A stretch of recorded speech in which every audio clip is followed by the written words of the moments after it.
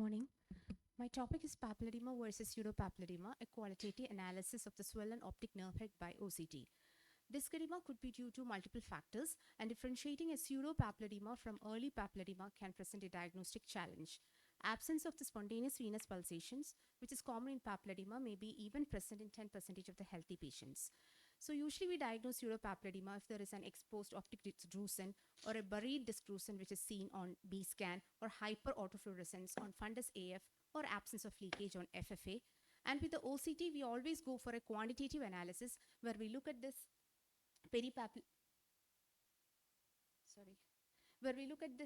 increase in peripapillary thickness, which is seen in papilledema, and we think that that is absent in pseudopapilledema.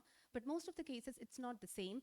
You can see some amount of peripapillary thickness even in these cases. And again, we are confused whether we are dealing with a case of pseudopapilledema or early papilledema. So there are enough clinical and experimental evidence to show that there is biomechanical forces in papilledema, which can be substantiated by the posterior scleral flattening, which we see in MRI in cases of raised intracranial tension, or the distension of the optic nerve sheath, or the resolution of the papilledema that we see after optic nerve sheath fenestration, and the occurrence of choroidal and circumpapillary folds. So keeping this in mind, we did this study, and the aim of the study is to determine how the increased intracranial pressure affect the peripapillary subsurface structures of the neural canal opening of the optic nerve head at the level of the retinal pigment epithelium and the basement membrane using OCT. So it was a cross-sectional study which was done in the Department of Ophthalmology in a quaternary institute in Kerala from July 2022 to December in 6 months period. Patients with papilledema, pseudopapilledema, normal controls were included, and the grading of papilledema was done clinically by Frisson scale, and patients who had cataract, retinopathy, or optic atrophy were excluded from our study. So how did we confirm pseudopapilledema here? The presence of spontaneous venous pulsation. We have a good neurology department, so if the presence of normal MRI and lumbar puncture, or a longitudinal stability of the optic nerve head clinically, and by OCT looking at the peripapillary thickness, at least 2 visits if it's stable over 6 months, and confirmed optic disc druseness. So this is what we looked at. Qualitative analysis, we looked at this RP basement membrane by doing an HD OCT through the optic nerve head, and the central axial image is taken, and we looked at the direction of this line, which is considered negative if it's away from the vitreous, and it's considered positive if it is towards the vitreous, and the angle was measured at the temporal and nasal part of the OCT. So this is how we measured. We drew a line parallel to the unaltered RP basement membrane furthest away from the optic nerve head, and another line parallel to the altered one. And the angle measurement was done with the software Imager, which automatically measures it. We did by 2 observers calculated and measured it, and the inter-observer change was also noted. So these are some of the representative cases. Here you can see that the line is turned inwards, which is positive. Here it is outwards, which is negative. Here it is outwards, again negative. So the results, we had 43 patients in our study, 36 eyes in papilledema, 36 in normals, and 14 in pseudopapilledema. Mean age of our study group was 32.07. We had 27.9% males and 72.1% females. Age and gender distribution among the 3 groups didn't show any significance. So here you can see that the mean age is almost similar in the 3 groups, and the most common age group was 20 to 40. Grading of papilledema, we found in our study, most of the patients were in the early papilledema group. So now let's look at the RP-BM angle. You can see that in the papilledema group, 69.4% had positive angulation in the nasal and 72 in the temporal quadrant.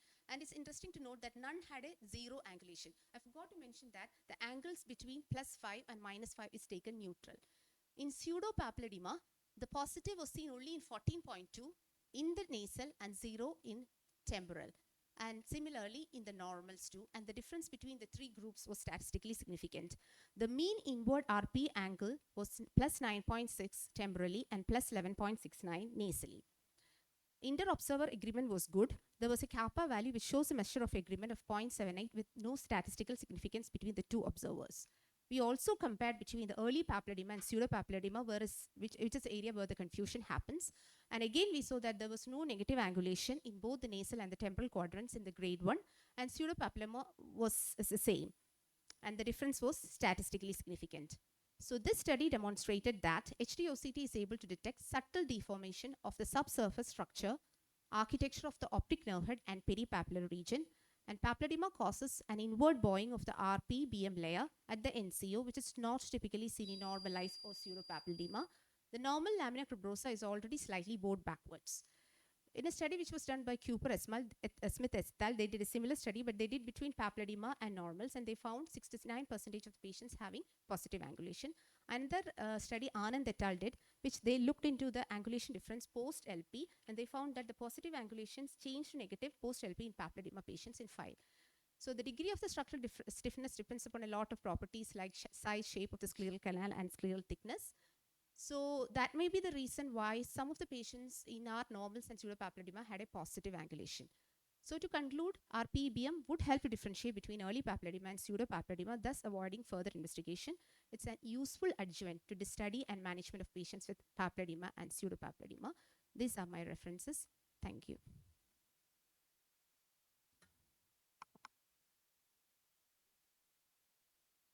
Did you calculate the sensitivity and specificity of the test? Because we have 3 values at positive, neutral, and negative, we couldn't do it as such, but we did between positive and negative. So when we did like that, we found 100% sensitivity with the positive angulation and 80% sensitivity. But because it's not that valid here, that's why I didn't present it, because we had 3 values. 0, we couldn't put in positive and negative. So those values which are taken as flat was put in neutral. Okay, but you could have calculated an area under the curve with the 3 values to see what happens. Fields were done in most of the patients, ma'am, but it was not included in the study. So some of the patients showed this optic nerve disc in case of papilledema, blind spot enlargement, and construction of the visual fields. And pseudopapilledema, most of the time it was normal. So pseudopapilledema patients which are included in the studies were all confirmed pseudopapilledema patients. We also looked at the causes and everything, but for this presentation, I put only the RP-BM angulation.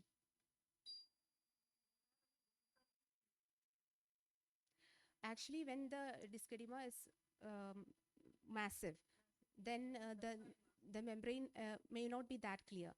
So we have taken only those ones which are clear, and we have included most of them as early papilledema ones. The early papilledema, it's very clear, but when you go to the later ones, it's difficult.